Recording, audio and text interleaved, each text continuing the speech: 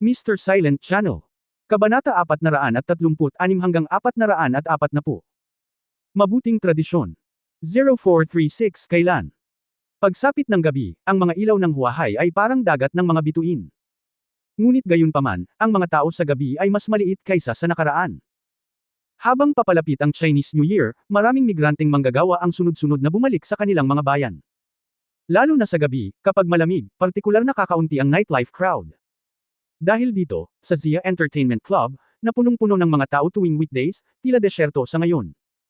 Ang Zia ay isang entertainment brand sa ilalim ng Zizulin Group. Mayroong 4 na nightclub sa Huahay, at isa ito sa kanila. Puno ang paradahan sa labas noon, ngunit ngayon ay wala pang 1/3 ang puno. Ang 2 security guard sa pintuan ay mga miyembro din ng gang ni Zizulin, ngunit sila ang pinakamababang antas ng mga miyembro, at magagawa lamang ang pinakamahirap na trabaho. Sa malaking taglamig, nakasuot ng itim na Amerikana, medyo malamig pa rin sa labas, kaya kailangan kong maglakad pabalik-balik, tumingin sa paligid sa medyo bored na paraan. Sa sandaling ito, 2 minibus ang biglang nagmaneho papunta sa parking lot ng nightclub mula sa malayo. Nagkatinginan ang 2 security guard, at medyo nagulat sila, paanong may magbuo ng grupo para pumunta sa nightclub para maglaro. Gayunpaman, nang makita nila ang mga taong bumaba sa bus, napagtanto ng 2 security guard na may mali. Nakita ko ang grupong ito ng mga tao na may hawak na iba't ibang armas tulad ng mga baras na bakal, cade ng bakal, machete at mace sa kanilang mga kamay, masama ang tingin, at agresibong naglalakad patungo sa pintuan ng nightclub. Sa kabutihang palad, sa malamig na panahon na ito, walang dumaan dito sa gabi, kung hindi, ang labanan na ito lamang ay matatakot sa mga ordinaryong tao na tumakas. Anong nangyayari? Hindi ko alam. Sabihin mo sa manager. Pagkatapos ng napag-usapan ito ng 2 security guard, ang isa ay tumakbo para iulat ang sulat, at ang isa naman ay sumigaw sa pinto na nanginginig ang mga paa, anong ginagawa mo? Sagot naman ng isang lalaking mahaba ang buhok na naglalakad sa unahan at naghagis ng dart sa kamay. Paft! Tumama ang dart sa dibdib at tiyan ng security guard, dahilan para mapasigaw siya sa sakit at diretsyong bumagsak sa lupa. Ang eksenang ito ay nakita ng manager ng clubhouse na nagkataong pinalayas. Ang manager ay nagmamadaling sumigaw, isara ang pinto. Isara ang pinto. Agad na kinaladkad ng 2 waiter ang sugatang security guard, saka mabilis na isinara ang pinto at nilock ito. Naglakad papunta sa gate ang mahabang buhok na may kasamang 30 o 40 tao. Walang sabi-sabi, kumuha siya ng bakal sa gilid at sinira ang lock ng gate. Matapos itong basagin ng ilang beses at nakitang hindi ito mabubuksan, malamig na sinabi ng mahabang buhok, sige. Isang lalaki ang umakbay sa likuran niya, may hawak na rifle sa kanyang kamay. Matapos make arga ang mga bala, lumipat siya sa lock ng pinto at may bang. Isang putok ang lumabas. Nagkaroon ng apoy, at naputol ang lock ng pinto. Ang mahabang buhok na lalaki ay sinipa ang pinto ng malakas, dinilaan ang kanyang mga labi gamit ang kanyang dila, malupit na ngumiti, at tiningnan ang takot na mga tauhan ng clubhouse sa loob ng malamig na mga mata. Ang maliit na isda sa Purple Bamboo Forest, kung ayaw mong mamatay ng sobrang pangit, tawagin silang lahat ng masunurin, lumuhad sa lupa at yumuko para humingi ng awa, kung hindi. Hindi mo na gustong lumabas ngayong gabi, nakangiting sabi ng mahabang buhok na lalaki. Ang manager ng club ay isang matandang miyembro ng gang sa edad na 40. Bagamat wala siyang mataas na katayuan sa Zizu Forest, siya ang pangunahing namamahala sa tindahang ito at may napakaraming karanasan. Siya ay huminahon at nagtanong, kayo ay mula sa Sword and Sword Alliance Blood Slaughter Hall. Hoy, parang narinig ko ang hangin. Oo, alam kong darating tayo, pero kung hindi ka tumakas, hindi duwag kayong mga taga Purple Bamboo Forest. Tumawa ang mahabang buhok. Boss, hindi naman duwag ang mga gangster na ito, wala silang matatakbuhan. Ang Sword and Sword Alliance natin ay gustong manligaw ng mga tao, saan sila naiiba? Haha. Ang grupo ng mga lalaki mula sa Blood Slaughter Hall ay tumawa ng masama. Kinuha ng manager ng clubhouse ang walkie-talkie at sinabing, Master Son, nandito na sila. Bago pa man siya matapos magsalita, lumabas ang isang binata kasama ang malaking grupo ng mga tao sa clubhouse. Nakaupo na may masakit na puwitan, sa wakas ay narito na. Kasabay nito, sa mga pasilyo sa magkabilang gilid, at sa labas ng clubhouse, isang malaking grupo ng mga lalaki na may talam na armas ay sabay-sabay ding tumakbo palabas. Mayroong daan-daang tao na nakatingin lang dito, at ang 12-12 ng mga tao sa Blood Slaughter Hall ay napapaligiran ng tubig. Sa pagkakataong ito, ang mga tao sa Blood Slaughter Hall ay medyo natigilan, at ang kanilang aura ay biglang hamina ng husto. Nang makita ng mahabang buhok ang binata, lumubog ang mukha nito, lalo na ang iilang mandirigma sa likod ng binata, nakitang-kitang may mahusay na internal skills. Sino ka? Ang mahabang buhok na lalaki ay hindi masyadong naniniwala na napakaraming tao sa Zizu Forest. Pinitik ng binata na may apelyidong Son ang kanyang mga daliri, mga kapatid, tinanong nila kung sino tayo. Higit sa A. Daang malalaking lalaki ang agad na sumigaw ng malakas, bakong bakal. Malaki ang ipinagbago ng mga ekspresyon ng mga tao sa Blood Hall. Ikaw ang Sun family sa Shi Province. Ang Jag Alliance. Ang lalaking may apelyidong Sun ay talagang ang ikatlong young master ng Sun family, si Sun Yu, na nagkataong nakilala ni Ye Fan dahil pumunta siya sa hometown ni Su Qingzhou. Nagsindi ng sigarilyo si Sun Yu, dumura, at nakangiting sinabi, mukhang narinig mo na rin ang reputasyon ng ating Jag Alliance sa lalawigan ng Sichuan. Buti na lang, narinig mo na ito, kung hindi, kailangan mong magpakilala, nakakahiya. Ikaw ang young master ng Sun family, bakit gusto mong pumunta sa Huahai, para panindigan si Zizulin? Ang mahabang buhok na lalaki ay mukhang maingat at medyo kinakabahan. Kahit na ang Sun family ng Jag Alliance ay mas mababa sa Sword Alliance sa mga tuntunin ng puwersa, pagkatapos ng lahat, sila ay napakarami upang labanan, 2 ang hindi makakatalo sa iyo, at 3 ang makakatalo sa iyo. Ang pinakamahalagang bagay sa pamilya ng Sun ay ang mga tao. Haha, joke lang. Ang pamilya namin ng Sun ay nananatili sa Jiang Province na kapitbahay. Normal lang na sumama sa pinto. Ang Sword and Sword Alliance mo ay nasa Sichuan Province, at mas masungit ka sa amin sa paglipad dito. Aba, binubuli kami ni Jiang Nan. Walang tao sa lugar na ito. Sumakay ka sa eroplano para basagin ang lugar, ikaw na Sword at Sword Alliance ay napaka-temperamental. Malamig na bamantong hininga si Sun Yu. Sa wakas ay may naintindihan ng mahabang buhok, at sinabi na may hindi mapakali na ekspresyon, ikaw. Ang iyong pamilyang Sun, nakipagsanib puwersa kay Zizulin. Noon lamang niya napagtanto na ito ay isang bitag sa lahat. Karamihan sa mga sasakyan sa labas ay minamaneho ng pamilya Sun. Ngayon ay hindi pa bukas ang nightclub kaya't hinihintay nilang dumating ang mga taga-Blood Slaughter Hall. Pakipasok ang urn. Kinaikit ni Sun Yu ang kanyang mga mata, hindi mo na kailangang magtanong, mga taong matino, ibaba mo lang ang kanilang mga sandata at lumuhad para humingi ng awa. Kung hindi, ayokong umalis. Ang napakamot ng ngipin ng mahabang buhok na lalaki, wala sa amin sa Blood Slaughter Hall ang softie. Oo. One-on-one duel. Haha, paumanhin, ang magandang tradisyon ng ating Jag Alliance ay mas maraming tao ang nananakot ng mas kaunting tao. Kinaweya ni Sun Yu ang kanyang kamay at sumigaw, mga kapatid. Putulin. Isang grupo ng malalakas na lalaki mula sa Jag Alliance ang sumando sa lalaki, at walang sabi-sabi, bumulagas sa paligid. Ang mga tao sa Blood Slaughter Hall ay orihinal na mukhang maraming tao, ngunit napapaligiran sila ng higit sa 100 katao, at ito ay isang maliit na lugar. Ang isang grupo ng mga tao ay tumingin sa mga kutsilyo at mga baras na bakal na nagmumula sa lahat ng direksyon sa takot, na parabang sila ay nakabalot sa mga rice dumplings, ganap na tulala. Kabanata 0437 Hindi naman talaga. 0437. Kasabay nito, huminto ang Zia Tea House, ilang itim na Mercedes-Benz sedan, sa pasukan ng tea house. Ang mga taong bumaba sa sasakyan ay sina Ning Hangtao, Wei Jianmen, at iba pa. Ang mga pangunahing tauhan ng pamilya Ning at ng pamilya Wei. Sa malamig na hangin, sa ilalim ng umuugong na parol sa pasukan ng tea house, nakatayo na doon sina Ye Fan at Ning Zimo, kasama ang isang grupo ng mga tao mula sa Purple Bamboo Forest. Mahal kong pamangkin, ilang taon na kitang hindi nakikita, stay safe. Si Ning Hangtao, na nakasuot ng itim na fur coat, ay mayabang na naglakad sa harapan. Nang makita ni Ning Zimo ang lalaking ito na parehong tiyuhin at kaaway ng kanyang ama, siya rin ay nagkaroon ng masalimuot na tingin sa kanyang mga mata. Ning Hangtao, huwag kang kadiri, alam ko kung anong klaseng relasyon mayroon kayo. Ha. Bahagyang ngumiti si Ning Hangtao at mapaglarong tumingin kay Ye Fan, ito ang lalaking hinahanap mo dito, Ye Fan. Di ba? Hindi ito pinansin ni Ye Fan, sa halip ay tumingin sa grupo ng mga sinaunang mandirigma sa likod ni Ning Hangtao, kabilang ang isang congenital na malaking tagumpay, ilang iba pang congenital menor de edad na tagumpay at mga baguhan, sila ay dapat na ilan sa mga pinaka-elite na disipulo ng Blood Slaughter Hall. Nang makita ni Ning Hangtao na hindi nagsasalita si Ye Fan, may kumislap na panlalamig sa kanyang mga mata. Kung papatayin mo ang bayani ni Shan, maituturing kang makapangyarihan, ngunit huwag mong isipin na sa mundong ito, hanggat mayroon kang mataas na martial arts, magagawa mo ang lahat ng gusto mo, napakabata mo pa. Ning Hangtao, ano ang gusto mo? Dapat ay handa kang hayaan ang napakaraming tao na magsakripisyo ng walang kabuluhan. Tanong ni Ning Zimo. Sok. Napailing si Ning Hangtao, aking maliit na pamangkin, bakit napakawalang muwang mo pa rin? Kapag nakamit mo na ang malaking tagumpay, alin ang hindi aapak sa mga buto hanggang sa trono? Napakaraming tao sa mundong ito. Ngayon, ang ilang mga tao na hindi dapat nabubuhay ay dapat mamatay. Sa ganoong ugali, isang himala na makakaligtas ka pa rin sa underground gang.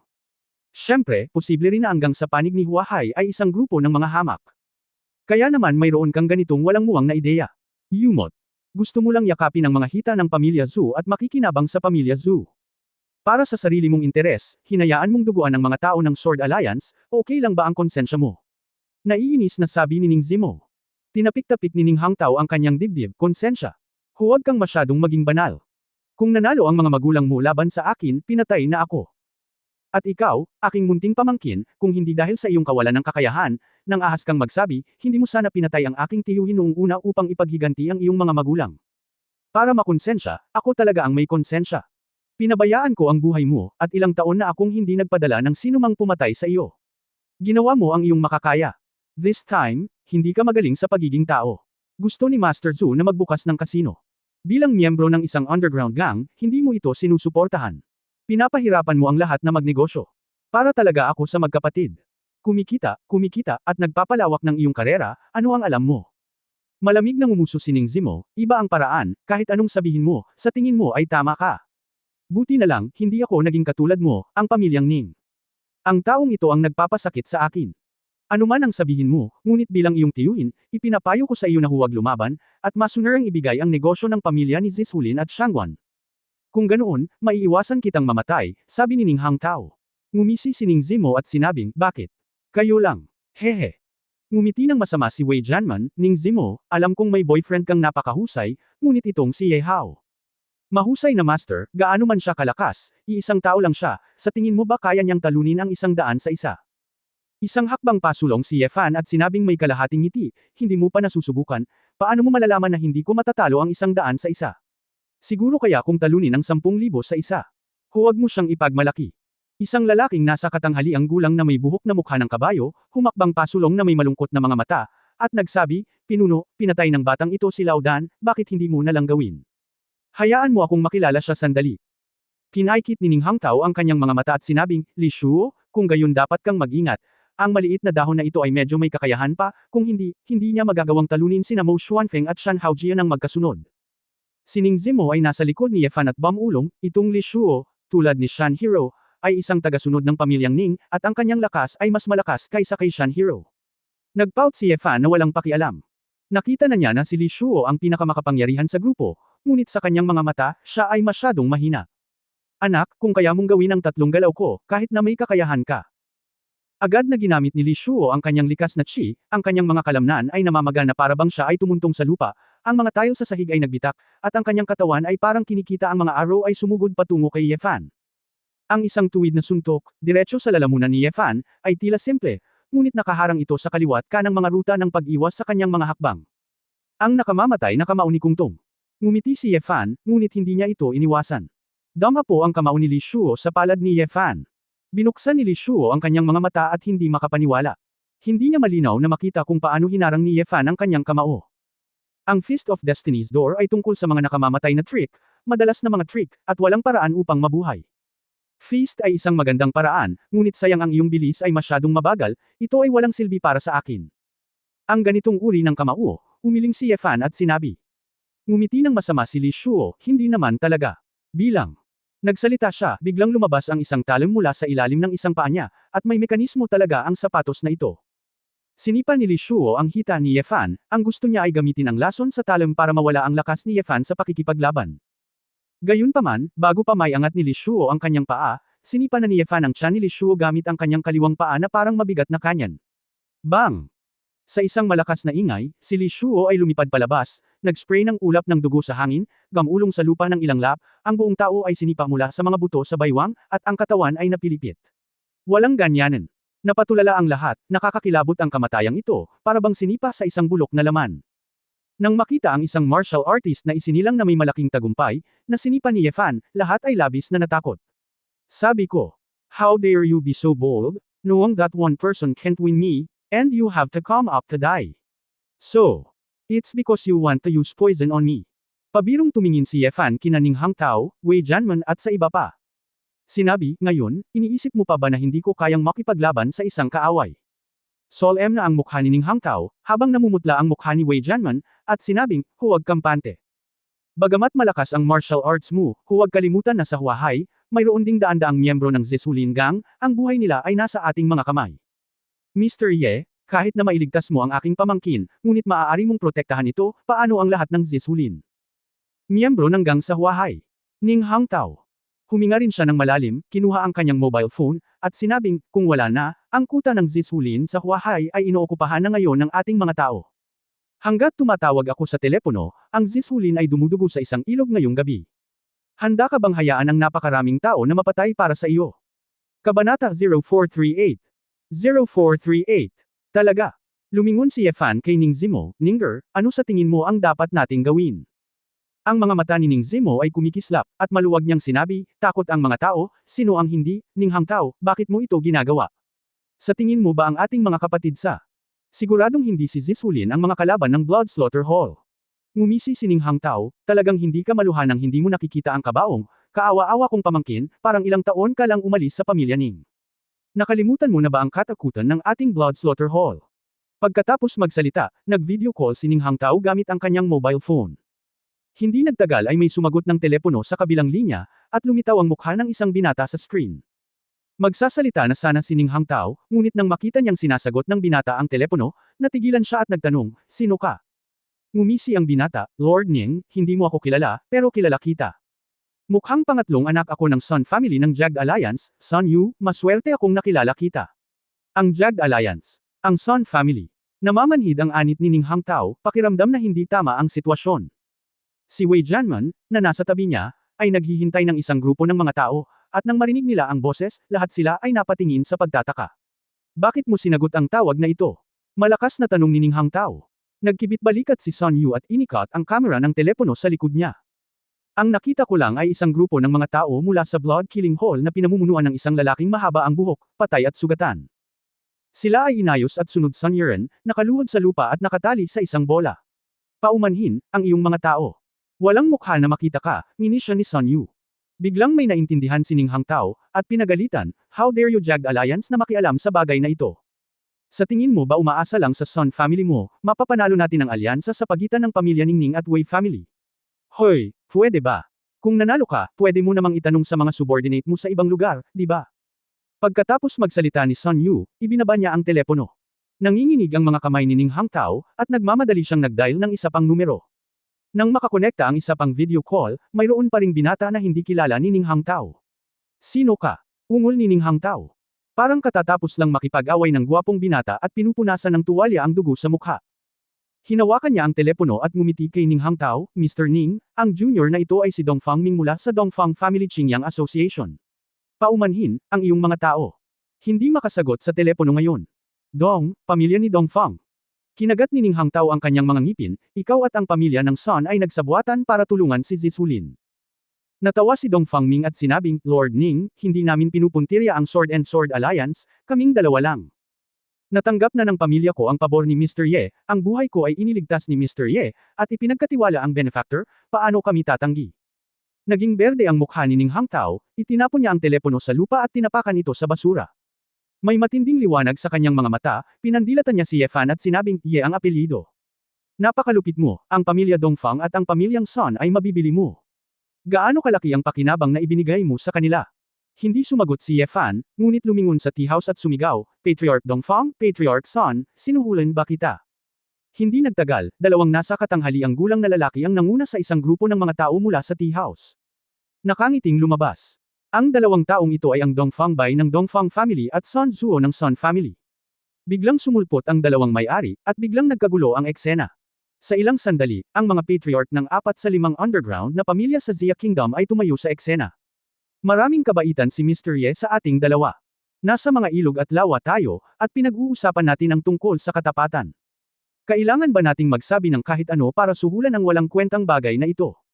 Napakawalang tiyaga naming maghintay. Ngumiti si Sun Zuo at sinabing, pupunta tayo doon sa hapon, at kanina pa tayo umiinom ng tsaa.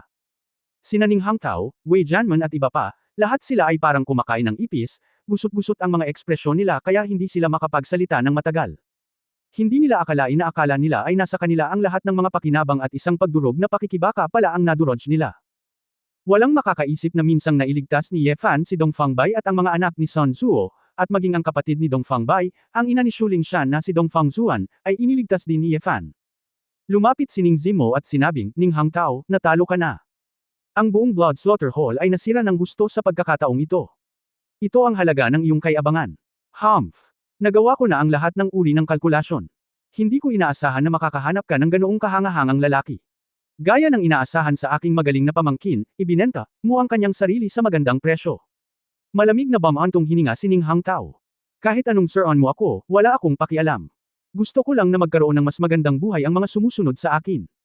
Lahat ng ginagawa ko ay hindi lang para sa sarili ko, sabi ni Ning Zimo. Nang malaman ni Ning Zimo na tinawag ni Ye Fan ang lahat ng pamilyang Dongfang at Son, muli siyang nabigla sa impluwensya ng lalaki. Noon lang nalaman ng babae na si Ye Fan ay tahimik na naging benefactor ng Son family at ng Dongfang family, at isa rin siyang malaking tao na gustong paboran ng dalawang pamilya. Kahit na ang relasyon ni Ye Fan sa militar ay matagal nang nararamdaman, nakita niya ang relasyon sa pagitan ng underground na pamilya at Ye Fan sa unang pagkakataon. Parehong hindi malayo sa Huahay ang pamilya Son at ang pamilya ni Dongfang. Sa pagkakataong ito, masasabing, ang malapit na tubig ay negel iligtas sa malayong apoy, ito ay mukha ni Ye Fan. Sinadya ni Ye Fan na hindi makipag-ugnayan sa militar. Una, ayaw niyang umutang ng pabor. Pangalawa, naramdaman ni Ye Fan na ang mga ilog at lawa ay nasa buong mga ilog at lawa. Kung umasa si Zisulin sa hukbo upang ayusin ang Sword Alliance, ito ay tatak ng militar sa hinaharap. Kinikilala ng ibang mga underground gang. Nang makitang tapos na ang sitwasyon, wala nang puhunan si Ning Hang Tao para bantayin si Ye Fan, kaya napatawa na lang siya ng mahina, okay. Naging pabaya ako, pero huwag mong isipin na luluhod ako at humingi ng awa. Kahit patay na si Ning Hang Tao, kailangan kong umatras.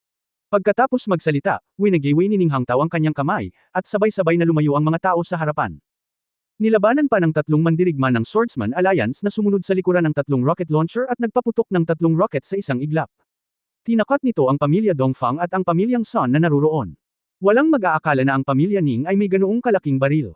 Ngunit nang walang makakita ng malinaw, si Ye Fan ay naglabas na ng tatlong lumilipad na kutsilyo mula sa baywang ni Ning Zimo at itinapon ito patungo sa tatlong lumilipad na rocket. Susususo. Ang tumpak na naharang ng tatlong lumilipad na kutsilyo ang tatlong rocket sa kalagitnaan, at isang pagsabog ang naganap sa himpapawid. Ang tatlong biglaang pagsabog ay muling nagulat sa lahat sa kamangha-manghang lakas ni Ye Fan. Ngunit tumalikod si Ye Fan at sumigaw kay Ning Zimo, Ninger. Biglang nag-react si Ning Zimo, at nagpaputok ng tatlo pang lumilipad na kutsilyo gamit ang kanyang mga kamay na parang kidlat. Ang songgit ng tatlong lalaking may bazooka. Nang makita ang eksenang ito, naging abo ang mukha ni Ning Hang Tao, na may kawalan ng pag-asa sa kanyang mga mata. Chapter 0439 tapos na ang trend. 0439. Tuwang-tuwa ang mga tao mula sa pamilya Dongfang at sa pamilya ng Son. Para sa kanila, parang Diyos ang kung fu ni Ye Fan.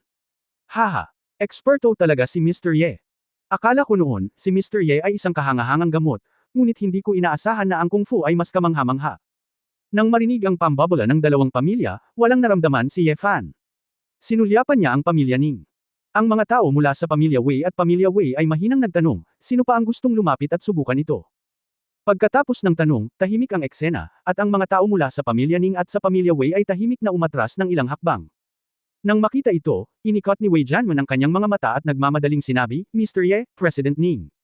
Brother Dongfang, Brother Son. Sa pagkakataong ito, ang aming pamilyang Wei ay kinukulam lamang ng mga multo, at kinulam ng kapwa nitong si Ning Hang Tao. Hindi na kami makakatuntong muli sa Huahay. Mangyaring iligtas kami sa pagkakataong ito ng may kagandahang loob. Pagkatapos magsalita, nagsimulang yumuko si Wei Jianmen ng 70 degree, at kumaway sa mga miyembro ng pamilyang Wei sa likod niya para humingi ng tawad. Siya na, Wei Jianmen, duwag ka. Nagmura si Ning Hang Tao, karapat-dapat ka pa bang maging pinuno ng pamilya Wei? Sinabi ni Wei Jianmen na may tuwid na mukha, ako, Wei, naglakas loob lang na kumilos. Kung maaari kang yumuko at maginat, ang isang lalaki ay dapat na ganito, hindi pa banggitin na kung gusto mong isama si Zisulin, ang aming pamilyang Wei ay ikaw lamang ang nagpapalakas ng loob. Ha. Ang iyong anak na pinatay ni Ye Fan ay sip A na ang coffin board. Nagalit si Ning Hang Tao na mumula ang mga mata niya, sa tingin mo ba ay pakakawalan ka ng pamilya Zhou kapag nakatakas ka ng ganito? Nang marinig ang pamilyang Zhou, mukhang hindi mapalagay muli si Wei Jianmen, ngunit upang mabuhay sa kanyang harapan, nagngangalit si Wei Jianmen at sinabing, ang Bayou Building ng aming pamilya Wei ay isang pangmatagalang bahay. Hindi sana ako pumunta sa Huahay upang umunlad sa Yun Province, para maintindihan ni Master Zhou. Nang makita ito, hindi na nakayanan ni Ning Hang Tao, inilabas niya ang isang Desert Eagle pistol na dala niya, at papaputok na sana si Wei Jianmen. Kung gusto kong mamatay, papatayin kita, bakla ka. Ang kliyente sa panig ni Wei Jianmen ay hindi rin vegetarian. Nang mapagtanto niyang may mali, dalawang lalaki ang sumugod at itinulak si Wei Jianmen palayo. Patriarch, mag-ingat ka. Si Ning Hang Tao ay nagpaputok, at ang dalawang, bangbang, ay walang pinalampas. Ngunit ito ay lubos na nagpatindi sa alitan sa pagitan ng pamilya Wei at ng pamilya Ning. For a time, si Wei Jianmen ay nagalit din at sumigaw, O, Ninghang Tao, ang lakas ng loob mong barilin. Mga kapatid, patayin sila. Agad na nagbanggaan ang dalawang grupo ng mga tao, nagsusuntok at nagsipa. Panay din ang tunog. Natigilan sandali si Yefan at ang iba pa. Bakit hindi sila kumilos, ngunit nagsimulang mag-away ang alyansa sa pagitan ng pamilya Ning at ng pamilya Wei. Gayunpaman, masaya rin sina Yefan at Ning Zimo na panuurin ang kagat ng kanilang aso. Sa orihinal, ang mga tao mula sa Sword at Sword League ay dapat magkaroon ng mas malakas na kasanayan, ngunit sa kasamaang palad ang pamilya Wei ay nag-recruit din ng mga makamandag na martial artist mula sa Five Poison Sect. Musha. Nagmamadaling tumawag si Ninghang Tao para kubkuban ang martial artist na gumamit ng poison technique hanggang sa mamatay, at naging stalemate muli ang eksena. Hindi nagtagal ang pamilya Wei at ang pamilyang Ning ay nakaranas ng malubhang pinsala. Sina Wei Jianmen at Ninghang Tao ay parehong may dugo sa kanilang mga mukha, at 7 o 8 lamang sa pinakamakapangyarihang crony ang natira. Walang sinuman sa magkabilang panig ang nangahas na gumawa ng isa pang hakbang, hinayla nila ang isa't isa sa isang tabi, humihingal ng husto. Tumingin si Ninghang Tao sa mga bangkay sa lupa at tumawa ng mahina, ha ha ha ha. Para saan ito? Si Wei Jianmen ay nasugatan sa baywang, lumingon siya at lumuhad kay Yefan, nagmamakaawa, Yefan sir, talagang hindi na kami maglalakas loob, mangyaring buhayin kami. Lumingon si Yefan kay Ning Zimo, Ninger, magdesisyon ka. Saglit na nag-isip si Ning Zimo, pagkatapos ay tumingin kay Dongfang Bai at Sun Zuo, Patriarch Dongfang, Patriarch Sun, ano sa tingin ninyo ang dapat gawin? Kay President Ning ang lahat, nandito na tayo sa pagkakataong ito, gawin mo lang ang lahat. Ang nasa isip ko lang, nakangiting sabi ni Dongfang Bai, at magalang ding ngumiti si Sun Zuo. Napabuntong hininga si Ning Zimo sa loob, ang dalawang pamilyang ito ay malinaw na sinusubukang paboran si Yefan, kaya hindi sila nang ahas na magbigay ng anumang komento. Nahihirapan din si Ning Zimo. Bagamat pinatay ni Ninghang Tao ang kanyang mga magulang, ang pakikibaka ng pamilya at kung sino man ang nabubuhay at namamatay ay ang landas na kanilang pinili.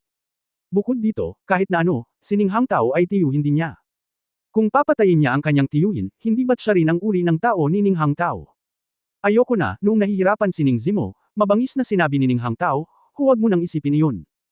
Tapos na ang sitwasyon, ako, si Ninghang Tao, hindi pa sumuko sa buhay ko, at hindi ko tatanggapin ang awa mo ngayon. Zimo, gawin mo. Huwag mong hayaang iyong mga inapo, sumunod sa yapak ng iyong ama at ako. Kailangan ka ng pamilya Ning, bumalik ka. Pagkatapos magsalita, itinutok ni Ninghang Tao ang baril sa kanyang bibig at pinaputukan ng putok. Pumutok ang dugo, at winakasan ni Ninghang Tao ang kanyang buhay sa isang iglap.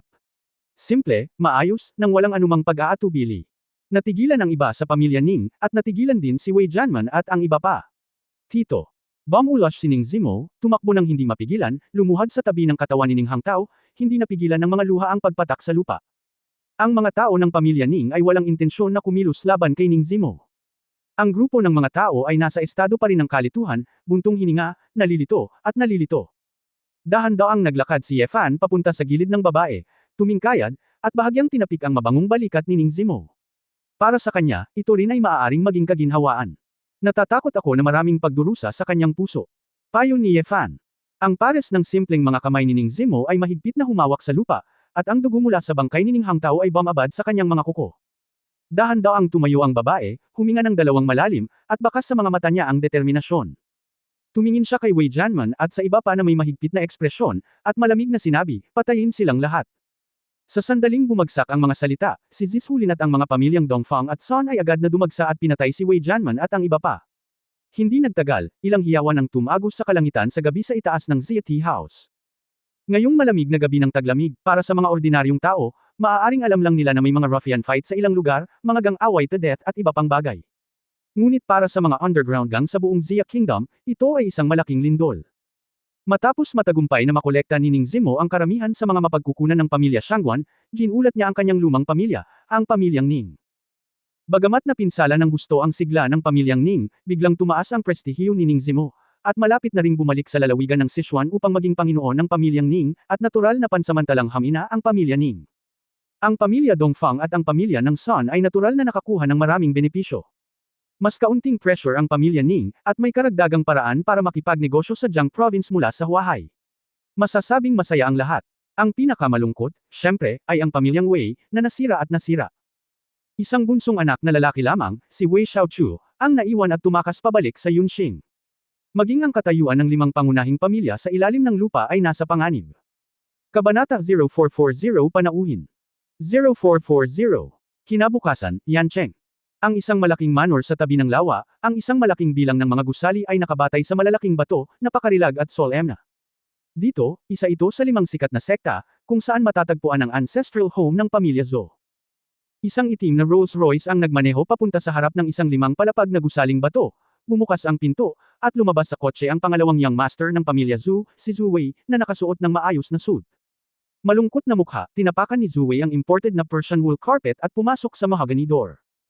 Pagdating ko sa isang napakagandang bulwagan, ang malalaking kristal na lampara, lahat ng anti-gong kasangkapan, at ang malalaking larawan ng mga ninuno na nakasabit sa mga dingding ay lahat ay nagpapakita ng kayamanan at pamana ng malaking pamilyang ito.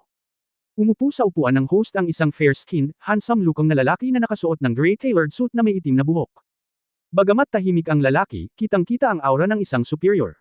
Pare, ano bang problema ko at nagmamadali akong bumalik? Nakita ni Zhu Wei ang nasa katanghaliang gulang na lalaki, bagamat masama ang loob niya, nagsalita pa rin siya ng magalang. Ang lalaking ito ang pinuno ng pamilya Zhu at ang biolohikal na ama ni Zhu Wei, si Zhu Linming. May mga bisita sa bahay, sabi ni Zhu Linming na may malungkot na mukha at malamig na tono. Tumingin si Zhu Wei sa gilid at nakita ang isang binata na kinakabahang nakaupo, at agad na nagmura, Liu Yunfeng. Mabahong bata ka. May mukha ka pang umupo dito. Kung hindi ka pumunta sa tip kahapon, ano ang nangyari kay Zishulin? May oras ba para makahanap ng isang tao mula sa pamilya Sun at pamilya Dongfang? Isang tao. Kailangan kong. Tumahimik ka. Tumayo si Zhu Linming at galit na sumigaw, lumuhad ka para sa akin. Natigilan si Zhu Wei, tinuro si Liu Yunfeng, at sinabing, Tatay, pinagtaksilan ako ng batang ito. Sinusubukan niyang saktan ang pamilya naming Zhu. Ikaw ang gustong saktan ng pamilya Zhu. Umangat si Zhu Linming at sinipa si Zhu Wei sa lupa. Si Liu Yunfeng sa gilid ay nanginginig, at hindi nang ahas na gumawa ng ingay mula simula hanggang wakas. Si Zhu Wei ay mukhang nataranta at nagtaka, Tay, ako. Ano bang nagawa kong mali? Lahat ako para sa kapakanan ng pamilya. Manahimik ka nga. Paano ko pinalaki ang isang lalaking may utak na baboy na tulad mo? Lumapit si Zhu Linming at sumipa ng ilang beses, ngunit hindi niya nailabas ang kanyang galit at nagmura, mula ngayon, pinapayagan ka na lamang na magtrabaho sa kumpanya. Hahayaan ko ang iba mo pang mga kapatid na kunin ang lahat ng negosyo sa aking kamay. Zhu Wei namumutla ang mukha niya, hindi ba't, ipapadala na siya sa malamig na palasyo. Kapag nawalan siya ng mga kapangyarihang ito, wala na siyang pagkakataong ipaglaban ang mana ng pamilya, at bumagsak ang kanyang katayuan. Dad, bakit? Dahil lang sa talo. Bigyan mo pa ako ng isa pang pagkakataon, at siguradong mabubuksan ko na ang kasino. Sinaway ni Zhu Linming, buksan ang kasino. Alam mo ba na ako gaano kalaki ang pressure na ginawa mo para iligtas ang iyong munting buhay? Napatulala si Zhu Wei, ano? Anong ibig mong sabihin?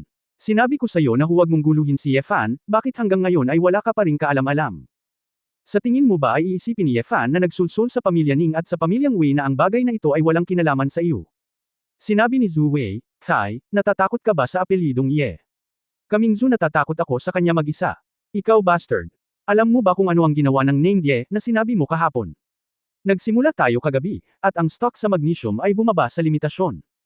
Isang lihim na konsorsyum ang nag-snipe sa aming kumpanya, at ang aming kasino ay isinara ng kanilang investigation bureau dahil may nakitang droga. Galit na sinabi ni Zhu Linming, dahil lang sa iyong kahambugan, alam mo kung gaano kahirap ang dinanas ng pamilya Zhu natin. Kawalan ba ito? Kung hindi kita pinrotektahan, kinuha ka na sana ng mga Dragon Soul, lumilikha ka ng kaguluhan sa lipunan, alam mo ba iyon? Ibinuka ni Zhu Wei ang kanyang bibig na tila hindi makapaniwala. Siya, kaya niya ba? Si Liu Yunfeng, na nasa gilid, ay kinilig din nang marinig niya ito.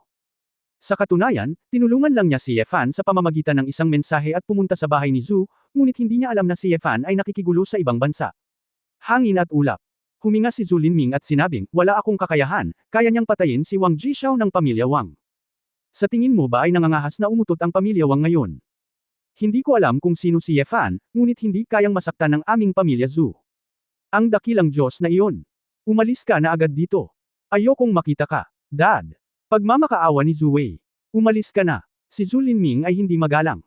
Walang pagpipilian si Zhu Wei kundi ang umatras na parang bangkay. Alam niyang hindi na babalik ang kanyang maluwalhating mga araw. Kung alam niya ito, hindi niya naisip na magplano ng aksyon na ito. Pagkaalis ni Zhu Wei, huminga ng malalim si Zhu Linming at sinabi kay Liu Yunfeng, na nasa tabi niya, Yunfeng, bigyan mo ako ng mensahe kay Mr. Ye, ang aming pamilya Zhu ay may anak na rebelde, ngunit hindi ibig sabihin na ang aming pamilya Zhu ay pag-aari niya. Kaaway. Sana marami siyang matanda, this time, fair na, we can still be friends in the future. Tumango si Liu Yunfeng, at masikip na sinabi kung gayon. Tio Zhu, aalis muna ako, kung dadalhin ko sita. Well, mapait na ngumiti si Zhu Linming at tinapik ang balikat ni Liu Yunfeng, huwag mong ipagkalat ang bagay na ito, kung tutuusin, mapapahiya nito ang reputasyon ng ating pamilya Zhou. Nako, alam ng pamangkin. Nasa likod si Liu Yunfeng. Pawis din ito. Sinong mag-aakala na ang pamilya Zhu, isa sa 5 sikat na pamilya, ay matatakot ng hindi kilalang Ye Fan. Huahay, ang mainit na sikat ng araw sa taglamig ay nagpapagaan sa pakiramdam ng mga tao.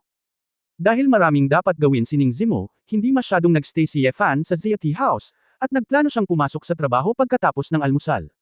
Sa panig ng pamilya Zhu, hindi nag-alala si Ye Fan. Hiniling niya kay Sali Ye na maghanap ng ilang kakilala sa ibang bansa, at sa ilang mga paghihirap sa ekonomiya, maaaring makatakas ang pamilya Zhou. Sa Zia Kingdom, walang gaanong kapangyarihan si Ye Fan, ngunit sa ibang bansa, ang pamilya Zhu ay isang inasna na isda sa paningin ni Ye Fan. Pagkarating sa kumpanya, nakatanggap si Ye Fan ng tawag mula kay Chu Yunyao.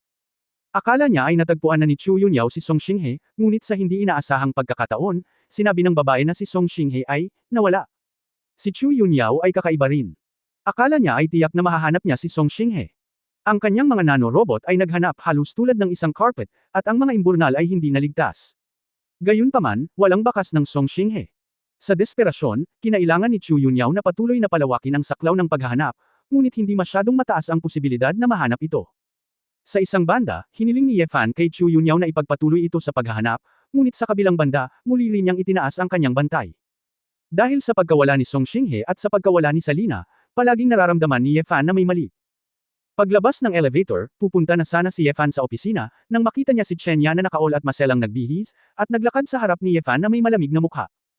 Nandito ka, Mr. Su at naghihintay sa iyo ang isang bisita sa opisina, pumasok ka kaagad, sabi ni Chen Ya na may matigas na mukha. Pagtatapos ng kabanatang ito. For more videos, please like, share and subscribe.